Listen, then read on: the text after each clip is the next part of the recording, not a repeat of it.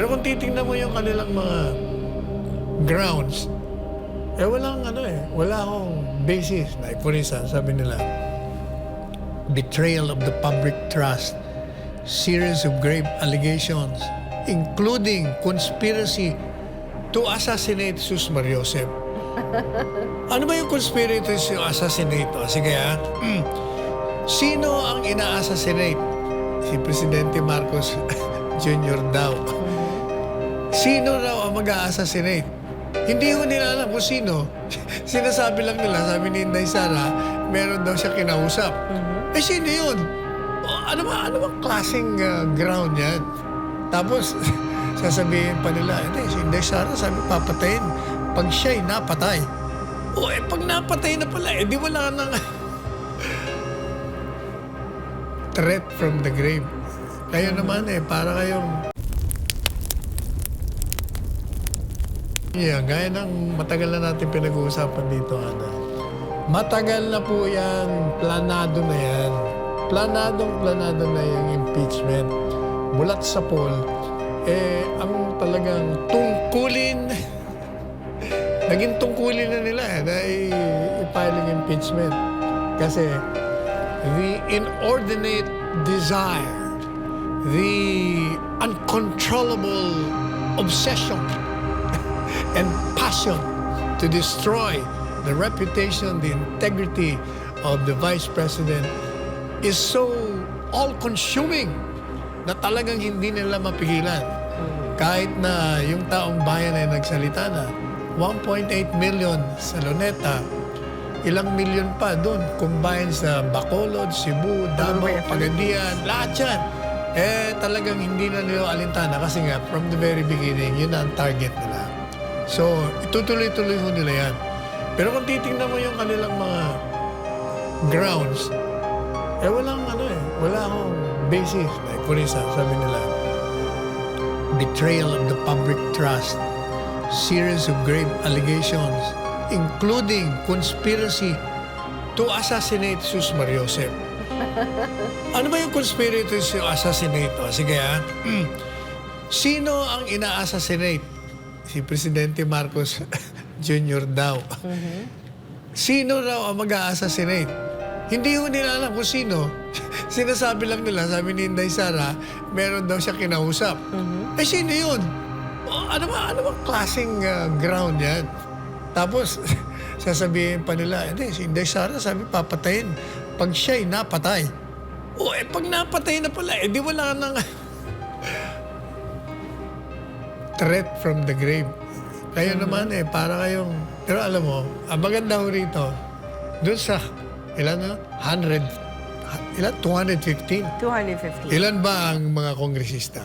300 something. 300 plus. 320 siguro. Mga exact numbers. Kasi para malaman natin.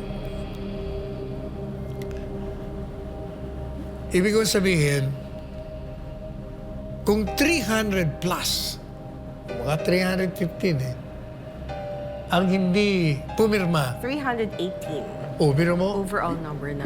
So ilan? 103 ang hindi pumirma. Pero yung 103, bawasan natin nung may mga namatay. may tatlong na drop, may isang na-appoint, tatlong namatay. Ilan lahat yun? So nasa 90 plus lang yung hindi pumirma. Sige, sabihin mo 93, 98. Mga sabihin mo 98, 99. Ibig sabihin, marami pa rin ang hindi pumirma. Meron pa ho tayong pag-asa na may matitino pa pala dyan. Pero sabi nila, attorney, yung ibang pumirma doon, like si Zaldico, hindi siya pumirma. Sino ang hindi pumirma? Si Zaldico. Bakit daw? We're not sure kasi kung nandito ba sila or nasa abroad, yung iba like sila Erwin Tulfo, hindi rin pumirma. May iba kasi doon na naka-align sa administrasyon na hindi pumirma. Na yung baka possible na hindi available at that time, hindi rin pumirma. Gano'n pa man, meron pa rin mga, yung outside of these two people you mentioned, talagang merong hindi, parang hindi nila masikmurang pumirma. Meron. Iba yung mga, the three na mga congressman ng Masbate, hindi sila pumirma. ilang mga taga Mindanao, hindi rin pumirma. Si Pulong. Of course, Unga Pulong, Patalon Si Alvarez. Ungab. At ibang naka-align sa PDP, like si Congressman Jose Alvarez, hindi rin pumirma. Madalit sabi hindi lahat na hindi lahat nasilaw kasi ang chismis ang laki ng ang laki ng konsiderasyon. Pero tanggalin na natin yung chismis lang yun Ang mahalaga doon hindi sila natakot o nasilaw. ang pinagtataka ko, although hindi naman ako masyado nagtataka, hindi nila alintana yung tinig ng Pilipino. Hindi sila natakot sa Iglesia ni Cristo na nanguna sa pagkontra. In support of this president. Hindi nila pinakinggan din si Presidente Marcos Jr. Pati yung anak. Hindi rin... So are you saying, Attorney Sal, itong mga congressman na pumirma, hindi importante sa kanila ang sa looban ng taong bayan, ng majority? Definitely. Ano pa bang matatawag mo doon? Ibig sabihin, hindi sila naniniwala na mga Pilipino lalabas sa kalsada at parurusahan sila. Yan ang nakikita ko niyan. So itutuloy-tuloy nila yan. Mabuti itong Senado, hindi tinalakay. Kaya sa Hunyo pa ang convening. Pero sa Hunyo, may bago ng mga senador, may bago ng mga kongresista. So hindi natin alam kung yung mga bagong bubuo ng Senado gagalaw.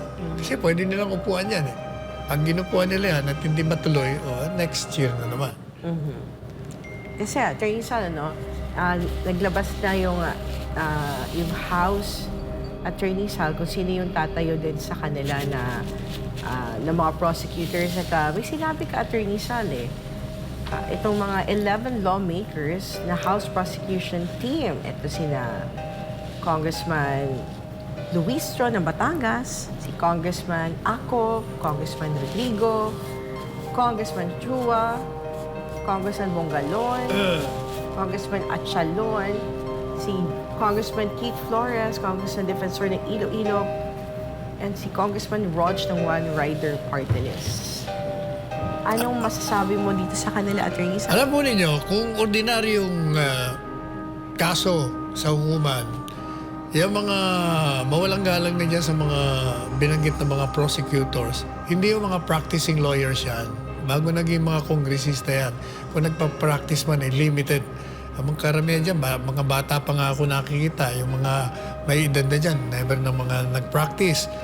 Kung sa hukuman yan, wala, lampaso. Pero ang problema, hindi hukuman ito ng judiciary. Ito ay political court. Kaya, ang legal team ng respondent, BP Sara, ang pinakamahusay o ang mga abogado naman ang pinakamahina sa kabila, mga taga-usig, ay hindi mahalaga yan. Sapagkat ang ikukonsidera dyan yung boto ng mga senador. So kahit na magandang ebidensya mo, magandang depensa mo, maganda yung it doesn't matter. Numbers game mo yan. Kaya kung sino yung mga senador, doon maglalabanan. Kaya nakita mo yung sa Corona, walang ka-ground-ground yung kanyang pag-i-impeach. Kita mo. Anong sabi ng isang senador? Di ba, in-expose niya, tumanggap kami ng 50 million ayuda. Yan, di ba, privilege speech niya kaya, natanggal si Corona. Yung kay Sereno, ganun din. Kaya, kawawa naman, kawawa. But, ito naman, tandaan po ninyo, ang kasaysayan ng ating bayan, ang kasaysayan ng bayang ito, habang totoo na pasensyoso tayo, may hangganan ng pasensya natin. Tandaan nyo, kayong mga nandyan sa Kongreso, kayong mga nakahawak ng kapangyarihan ngayon,